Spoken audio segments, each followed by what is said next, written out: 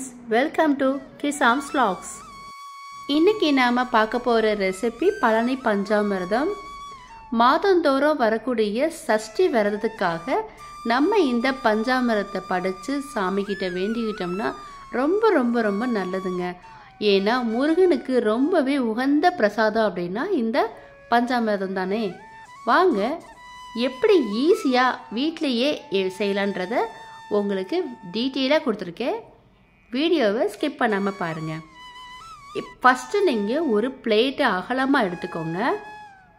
இதில் நான் ஃபஸ்ட்டு ஒரு 7 வாழைப்பழத்தை தோலை உரித்து அதை நல்லா நான் மசிச்சுக்கிறேன்.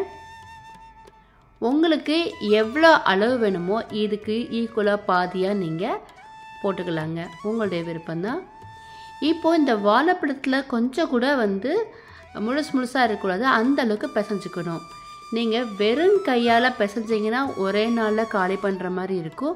அதனால் இந்த மாதிரி க்ளவுஸ் போட்டு நீங்கள் பிசைஞ்சிக்கிட்டிங்கன்னா ஒரு 2-3 நாளைக்கு நீங்கள் இதை ஸ்டோர் பண்ணி வச்சுக்கலாம்.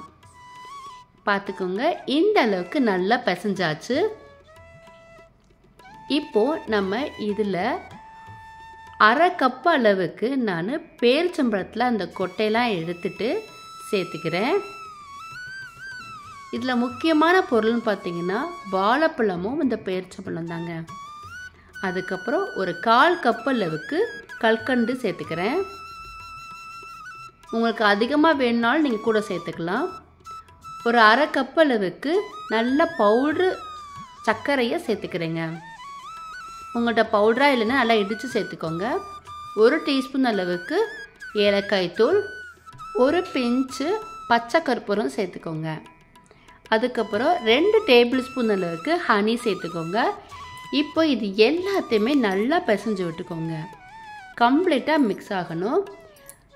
நம்ம போட்டிருக்க அந்த பேரிச்சம்பழத்தையும் நீங்கள் கையில் நல்லா எந்த அளவுக்கு நீங்கள் நசுக்கி விட முடியுமோ அந்த அளவுக்கு நீங்கள் மசிச்சு பிசைஞ்சுக்கோங்க. இப்போ பாருங்கள், நல்லா பிசைஞ்சாச்சு.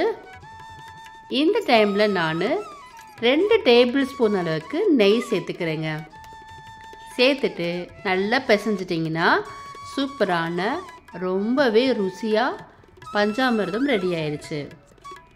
ஓகே ஃப்ரெண்ட்ஸ், இன்றைக்கான ரெசிபி உங்களுக்கு பிடிச்சிருக்கும் நாங்கள் நம்புகிறோம். கண்டிப்பாக ட்ரை பண்ணி பாருங்கள். ட்ரை பண்ணி பார்த்துட்டு உங்களுடைய கமெண்ட்ஸை எங்களுக்கு சொல்லுங்கள். அப்படியே எங்களுடைய கிசாம் சேனலையும் சப்போர்ட் பண்ணுங்கள், லைக் பண்ணுங்கள், ஷேர் பண்ணுங்கள், சப்ஸ்கிரைப் பண்ணுங்கள்.